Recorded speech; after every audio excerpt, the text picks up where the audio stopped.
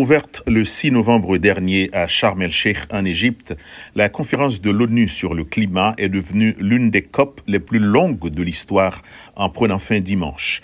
Une déclaration finale, fruit de nombreux compromis, a été adoptée, mais sans ambition nouvelle par rapport à la COP 26 de Glasgow en 2021.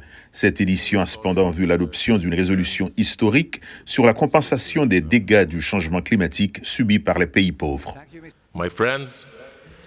Mes amis, nous avons entendu les appels et nous avons répondu. Aujourd'hui, ici à Sharm el-Sheikh, nous avons créé le tout premier fonds dédié aux pertes et dommages, un fonds qui a mis si longtemps à se constituer.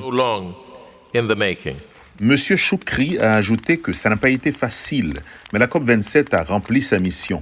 De son côté, l'Union européenne s'est dite déçue, alors que le Premier ministre britannique, Rishi Sunak, a appelé à en faire plus.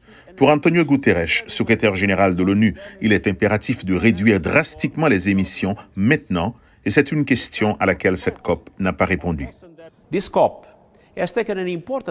Cette COP a fait un pas important vers la justice. Je salue la décision de créer un fonds pour les pertes et dommages et de le rendre opérationnel dans la période à venir.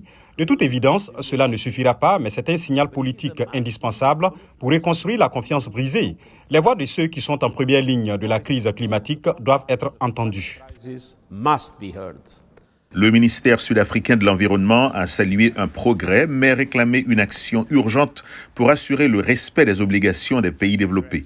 La Chine a salué l'accord noué lors de la COP27, mais la porte-parole du ministère des Affaires étrangères à Pékin, Mao Ning, a prévenu qu'il reste encore un long chemin à parcourir en matière de coopération mondiale contre le réchauffement climatique. La feuille de route pour doubler le financement mondial de l'aide n'est pas toujours claire, ce qui n'est pas propice à l'instauration d'une confiance mutuelle entre le Nord et le Sud. La gouvernance mondiale sur le climat a encore un long chemin à parcourir. Dans sa décision finale, la COP27 réaffirme la nécessité de contenir le réchauffement à 1,5 degré Celsius et rappeler que les entorses à cet engagement donnent lieu aux catastrophes climatiques, sécheresses, mégafeux et inondations dévastatrices.